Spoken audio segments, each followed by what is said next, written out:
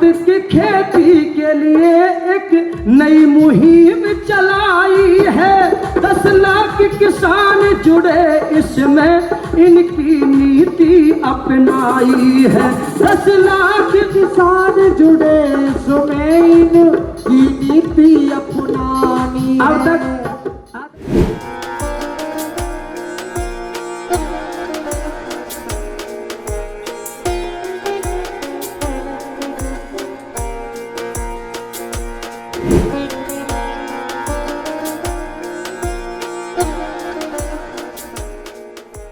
बहुत ही सम्मानित मेरे लिए किसान बंधुओं और मातृशक्ति, आज आपके बीच में आकर मुझे बहुत प्रसन्नता है कि हरियाणा की वो धरती और सोनीपत का ये इलाका जो पूरे देश और विश्व के लोगों को पेट भरने का काम करता रहा है और कर रहा है, लेकिन आज हरियाणा प्रदेश सरकार ने और भारत की केंद्र सरकार ने मिलकर के एक अभियान पूरे देश में चलाया है, वो है प्राकृतिक खेती।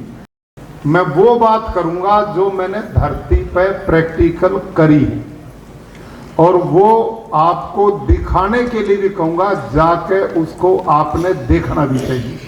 मैं आपकी तरह रासायनिक खेती गुरुकुल कुरुक्षेत्र में करवाता था। वहां लगभग 200 किल्ले हमारी जमीन है और वहां 1600 बच्चे 19 प्रांतों के मेरे पास पढ़ते हैं। उस गुरुकुल को मैंने 40 साल तक अब भी मैं चला रहा हूं। तो वहां यूरिया, डीएपी, कीटनाशक यूं ही छिड़कता था जैसे आप करते हो, और मैंने वहीं से निर्णय लिया कि मैं जहर वाली खेती नहीं करूंगा। अब अगली बात सुनो, मैं सीधा अगले दिन गया कृषि विज्ञान केंद्र कुरुक्षेत्र में। अब ये जैविक खेती के है, इसके बारे में उनके वैज्ञानिकों ने उसमें लिखा था कि भारत देश के लोगों का पेट भरने में 2 फसल सबसे बड़ा योगदान करती है, एक गेहूं और एक चावल, और ये दोनों फसल हरियाणा में दबा के करते हैं। हम सबसे ज्यादा करते हैं कि नहीं? अब ये जो रासायनिक खेती है ना, जो तुम कर रहे हो, यूरिया डीएपी डाल रहे हो, ये 60 के दशक में डॉक्टर स्वामीनाथन, डॉक्टर मैंने अमेरिका पढ़ के आए थे, और ये रासायनिक खेती इस देश में जब चालू करी, उस समय देश की यह जरूरत थी। उस टाइम जब ये शुरू करी ना, तो डॉक्टर स्वामीनाथन ने 1 हेक्टेयर में 13 किलो नाइट्रोजन डालने का विधान किया था, प्रावधान किया था। 13 किलो प्रति हेक्टेयर, हेक्टेयर मैंने 2.5 किले में 13 किलो इतनी डालते थे, और पैदावार बहुत होती थी उस टाइम, हाँ या ना? और आज तुम किले में 13 कट्टे डाल रहे हो और पैदावार फिर नहीं बढ़ रही। धीरे धीरे क्या हुआ कि वो जो धरती की ताकत थी असली, वो फसलों ने खींचनी शुरू कर दी। वह इतनी खींचते खींचते खींचते आज हम पता किस हालत में है। ध्यान करियो मेरी बात का।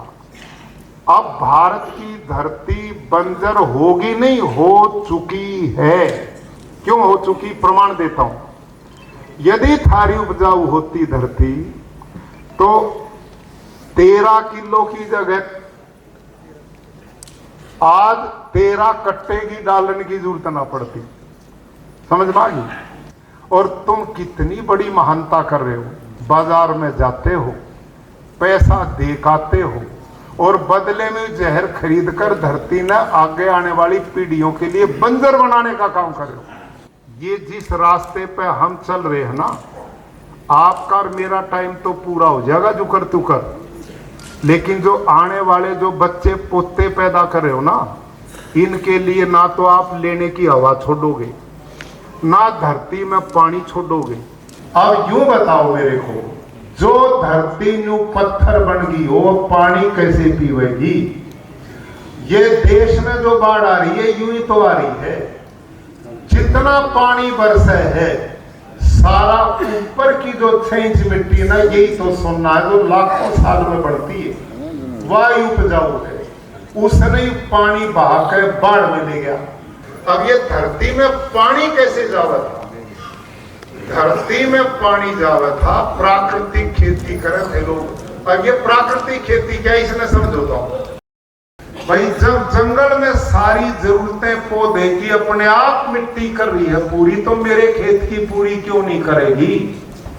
जो नियम जंगल में काम करे वही हमारे खेत में करना चाहिए। इसका नाम प्राकृतिक खेती है।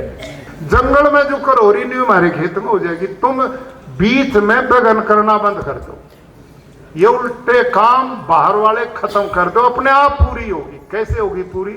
अब इसके लिए एक नई टेक्निक हमने थोड़ी तकनीक निकाली। बात वही, ये जो देसी गौ माता ना, देसी गाय हरियाणवी, साहिवाल, थारपार, कराठी, गिर, अंगोल, गंगा तीर, ये भारत की जो मूल ब्रीड थी कि ये जो देसी गाय है ना, भारतीय नस्ल की, भगवान ने इनकी आंतों में जीवाणुओं की फैक्ट्री लगा के भेजा हुआ, और इसके गोमूत्र में, गोमूत्र खनिजों का भंडार है, कोई रोग ही नहीं छोड़ता खेत में। गजब है। 2 चीज बनाते हैं, जीवामृत, एक घन जीवामृत। ये जीवामृत क्या है? जो अमृत है ये खेत के लिए।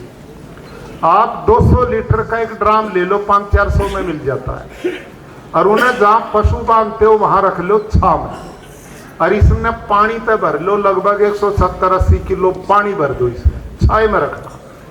और ये जो देसी गाय है ना, ये 24 घंटे में 8 से 10 किलो गोबर देती, 8 से 10 किलो गोमूत्र देती।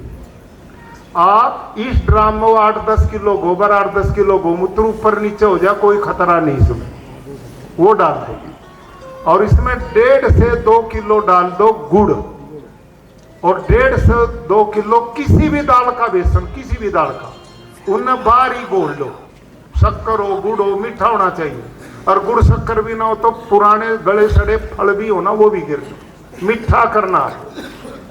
और इसमें 1-2 मुट्ठी मिट्टी बड़े पेड़ के नीचे की, खेत की नहीं, क्योंकि खेत में तो तुमने कुछ छोड़े ही नहीं, मार दिए सारे जीवाणु।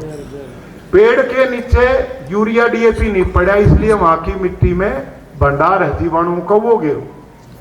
अब सुनो, इसने लकड़ी का डंडा लो, 5 मिनट सवेरे घड़ी की सुई की तरह, 5 मिनट शाम, 4 दिन घोलना है। 5वें दिन 1 किले का काम पूरा।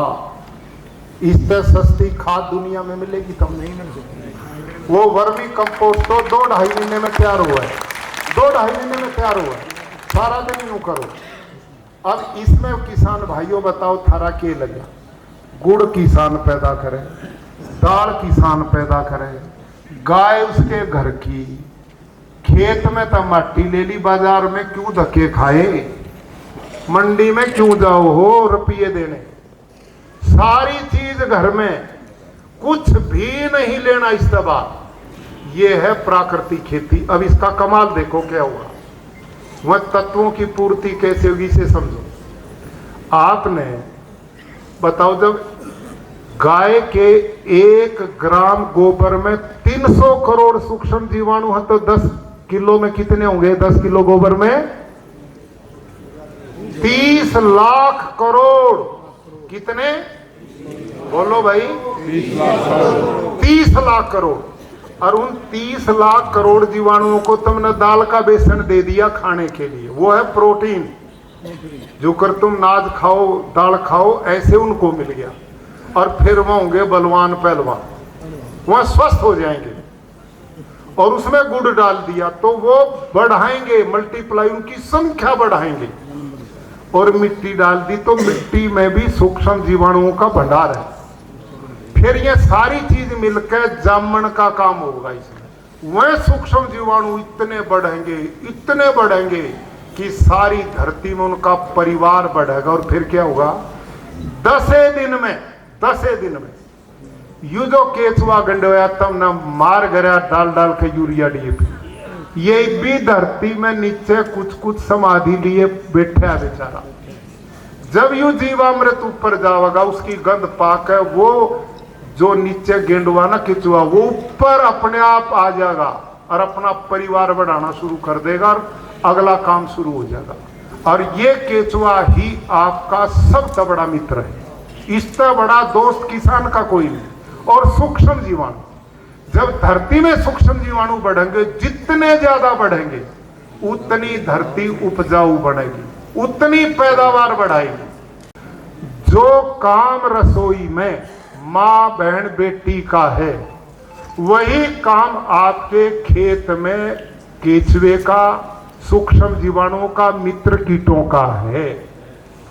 धरती में भोजन तो सारा है, पर उस सामान से भोजन बनाने का काम जब तक केचुआ नहीं होगा, जब तक सूक्ष्म जीवाणु होंगे, उस तक भोजन नहीं बनेगा।